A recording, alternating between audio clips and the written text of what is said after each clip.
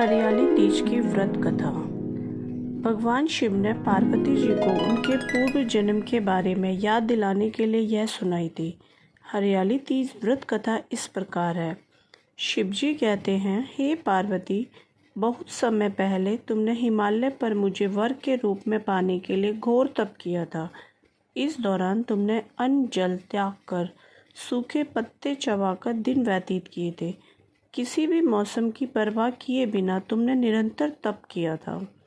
तुम्हारी इस स्थिति को देखकर तुम्हारे पिता बहुत दुखी थे। ऐसी स्थिति में नारद जी तुम्हारे घर पधारे। जब तुम्हारे पिता ने नारद जी से उनके आगमन का कारण पूछा तो नारद जी बोले, हे गिरिराज, मैं भगवान विष्णु के भेजने पर यहाँ आया हूँ। आपकी कन्या की घोर तपस्या से प्रसन्न होकर वह उससे विवाह करना चाहते हैं। इस बारे में मैं आपकी राय जानना चाहता हूँ।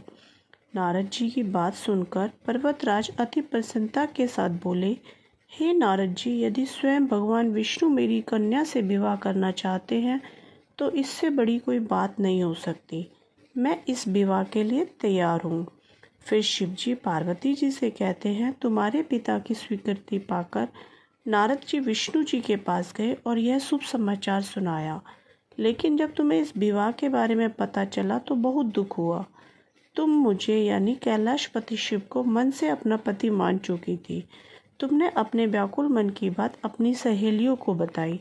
तुम्हारी सहेली ने सुझाव दिया कि वह तुम्हें एक घनघोर वन में ले जाकर छुपा देगी। वहां रहकर तुम शिवजी को प्राप्त करने की साधना करना। इसके बाद तुम्हारे पिता तुम्हें घर में ना पाकर बड़े चिंतित और दुखी हुए। वह सोचने लगे, यदि विष्णु जी बारात लेकर आ गए तो तुम घर पर ना मिली तो क्या होगा। उन्होंने तुम्हारी खोज में धरती पाताल एक करवा दिए, लेकिन तुम ना मिली। तुम मन में एक गुफा के भीतर मेरी आराधना में लीन थी।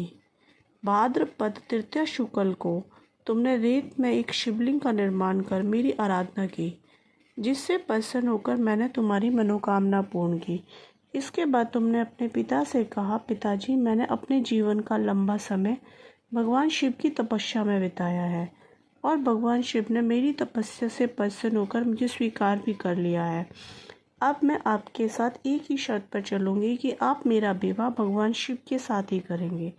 पर्वतराज ने तुम्हारी इच्छा स्वीकार कर ली और तुम्हें घर वापस ले गए। कुछ समय बाद उन्होंने पूरे विधि विधान से हमारा विवाह किया। भगवान शिव ने इसके बाद कहा, हे पार्वती, तृतीया को तुमने मेरी आराधना करके जो व्रत किया था उसी के परिणाम स्वरूप हम दोनों का विवाह संभव हो सका। इस व्रत का महत्व यह है कि मैं इस व्रत को पूर्ण निष्ठा से करने वाली प्रत्येक स्त्री को मन वांछित फल देता हूँ।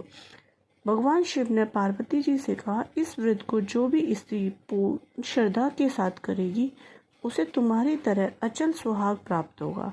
इस व्रत को हरियाली तीज के दिन किया जाता है। यह सावन मास के तृतीया को मनाई जाती है।